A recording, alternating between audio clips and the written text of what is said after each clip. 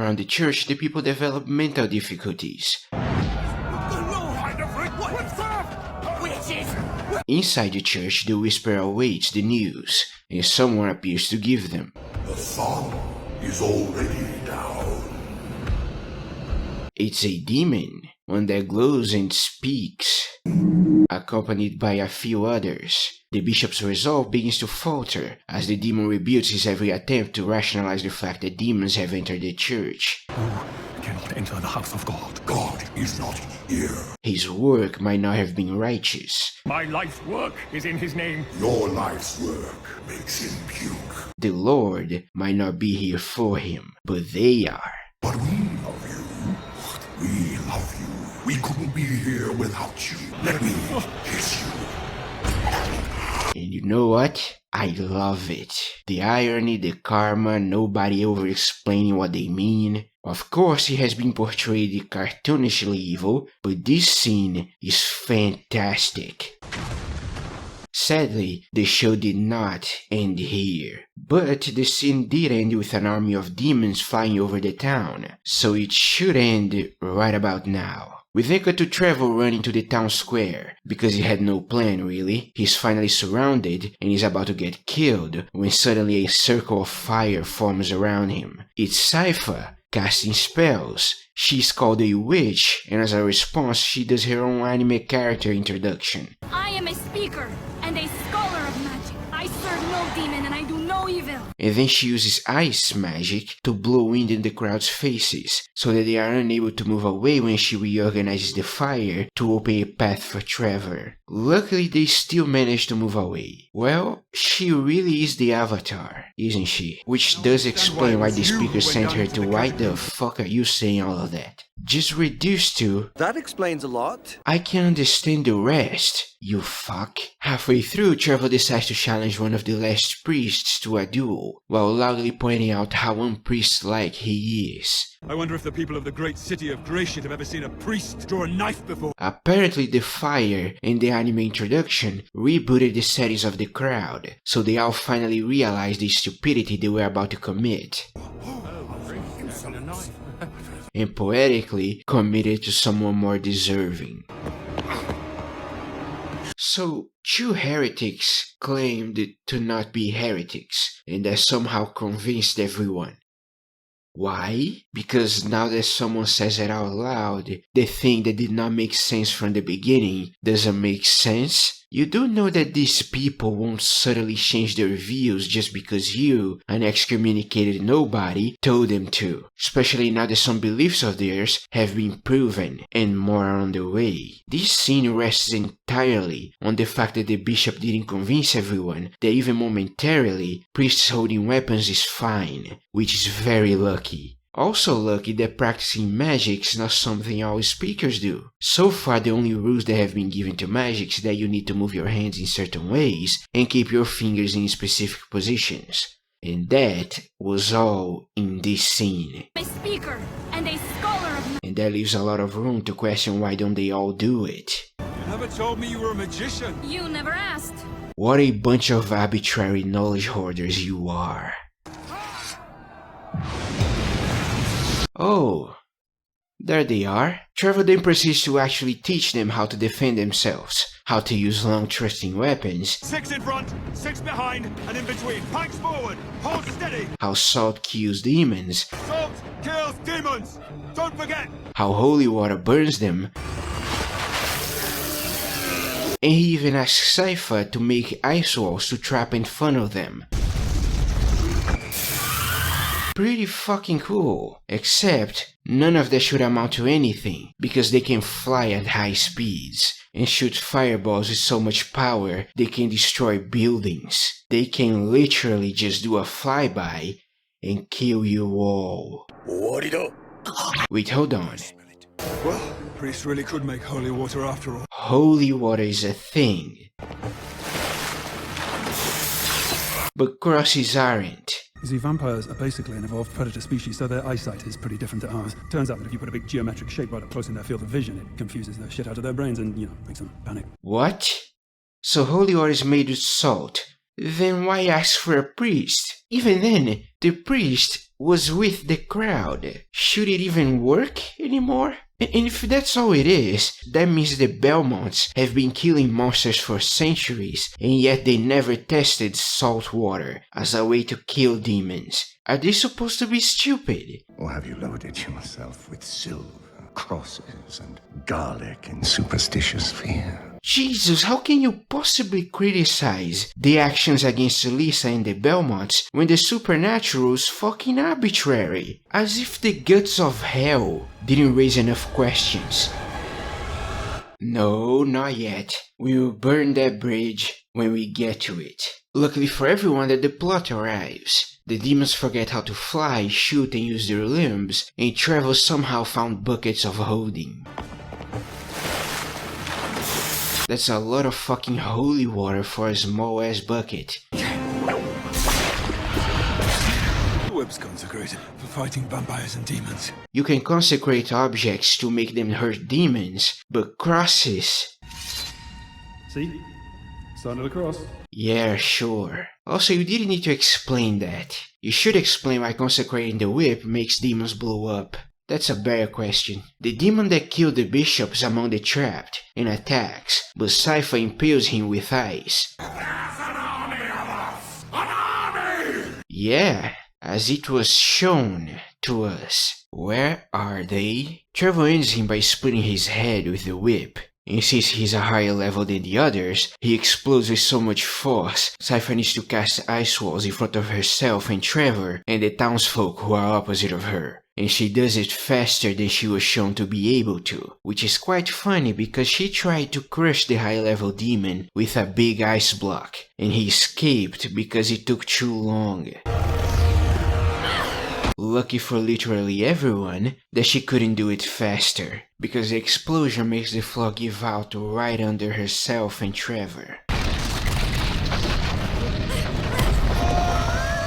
A small ass layer of stone separated a busy area of a city from a gigantic fucking fall. Greshit is truly a lucky city. Trevor uses his whip to pull Cypher up, because between scenes, she went from falling almost side by side with him to being considerably ahead. And then Cypher uses her ice wind magic to slow their fall. They land and roll towards the camera, and, off-screen, enter a small passage that leads to a deep area of the catacombs. They rolled after falling flat on a flat ground. They even tried to cover this exceptional and downright impossible feat using the dust cloud the spell created. Didn't occur to a single person working on this show to just not. The area has unfinished construction, compounding with the faulty ground to raise a lot of questions that won't be answered, especially regarding how that should probably affect the entire city. But you know what has been completed here? Traps! A bunch of gigantic gears begin turning because they have motion sensors, apparently, and stone blocks are slammed against each other with force,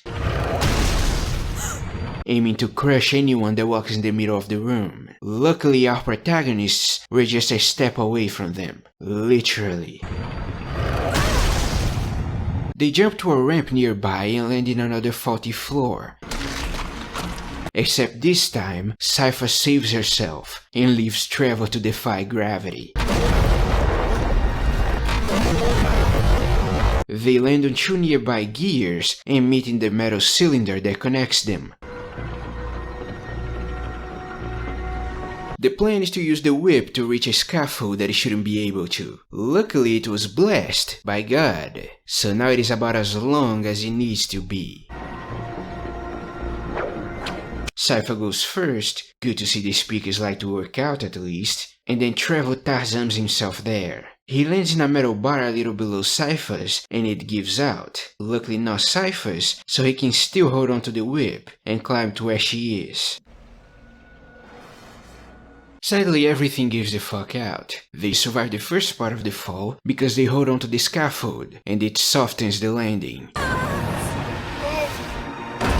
which I don't think it makes sense, but it doesn't matter because the scaffold lands on top of a hole and stops, while they continue, and this time there is nothing to help them.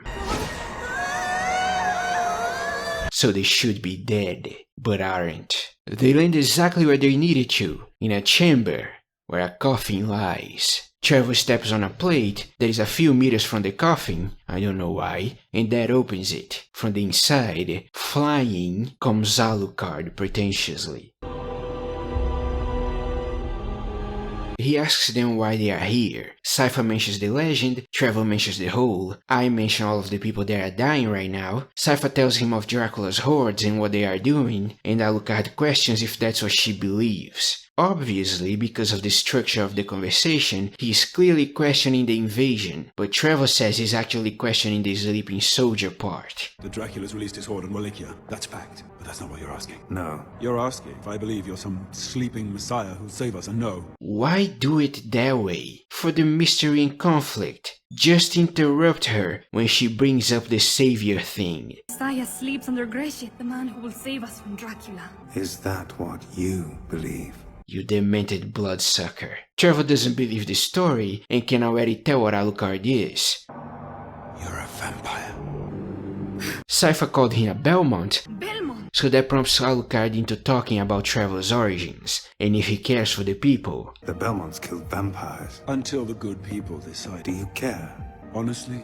But we already done that, so we are just wasting time and letting people die, which is great. Trevor is already thinking about killing Alucard, but Cypher is not keen on the idea yet, so he tries to convince her by pointing out that even if this place is old, it is still working and is well kept, so he shouldn't be here for very long. This place is old, but it's not been abandoned. Apparently Trevor forgot that sometimes people can tell stories from the future, It is possible to hear stories from the future. so whatever time he has been here is irrelevant. He also questions the presence of death traps around the place, and Alucard says his defenses weren't for them. My defenses were not for you. You could have told your defenses that. They weren't for Dracula, certainly. They weren't for the flying wall-crawling demons, of course. So who were they for exactly?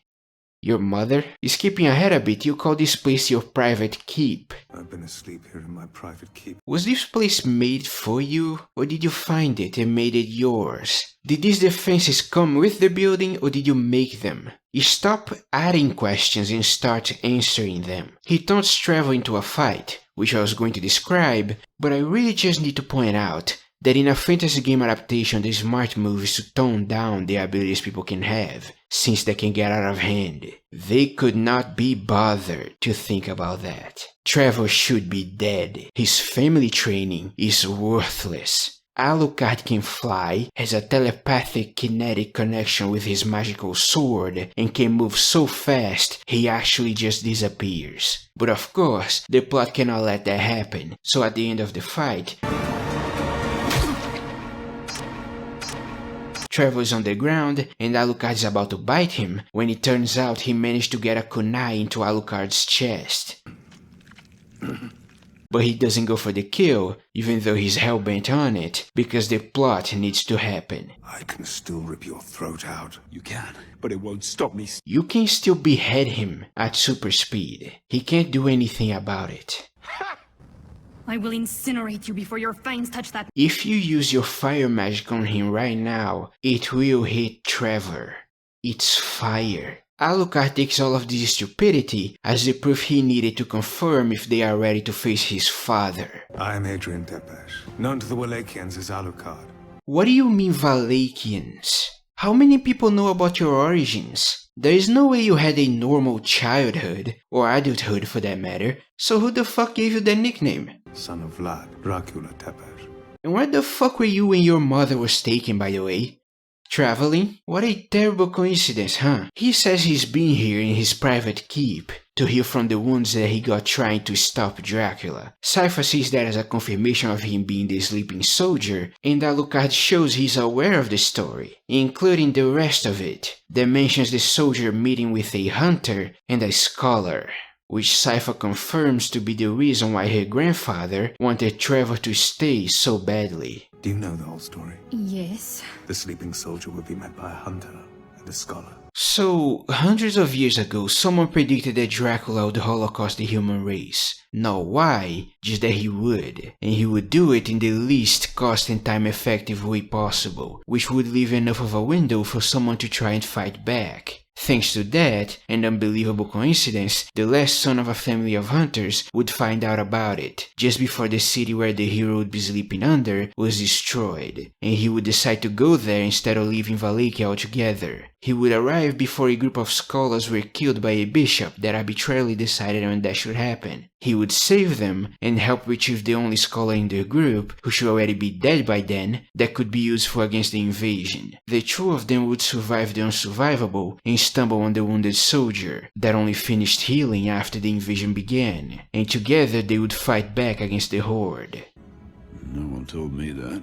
Destiny, or fate, is never really built upon in this show. But even if it was, the idea that a force, in-universe, is controlling the characters into doing what it wants is really lame, and saps all of the meaning and the stakes the story has. Why would the accomplishments or heartfelt moments between characters matter if I can point and say it's not actually coming from them? Why should anyone care? So, for the sake of what little is good in this show, I won't assume destiny is a thing in this universe. Alright? Alright.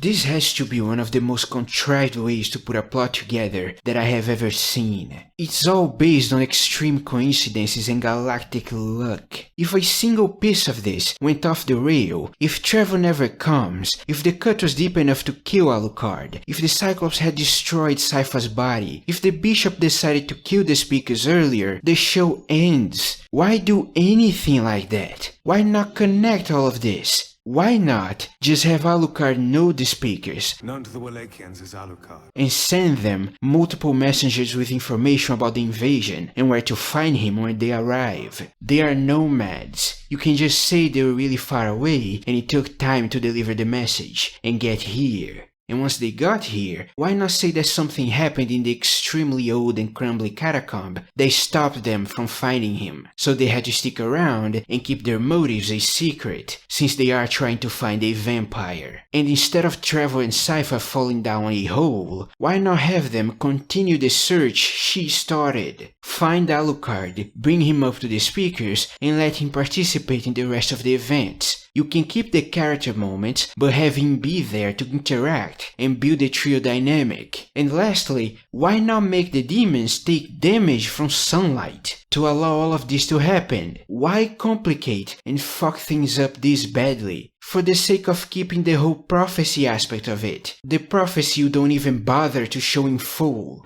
I'm also aware that the speakers consider the story to be information from the future. Fuck that. Don't sacrifice logic for the sake of an idea. You don't need to entertain everything that comes out of your head. So, Alucard grabs his stuff. Trevor is still skeptical about him, but he says he's doing it because it's what his mother would have wanted. It's what my mother would have wanted, and we are all, in the end, slaves to our family's wishes. A line that I would have appreciated for how much it relates to these characters, if any of what led to this made any sense. I personally cannot detach it from the rest. It's all so stupid. You'll help us kill Dracula and save Wallachia. My father has to die. We can destroy him. It has been almost 9 minutes since you started this whole theatrical bullshit, and almost 12 since they fell here. That's in episode time. In universe it was probably more. Everybody outside is dead. You already failed your mother and you have failed this city.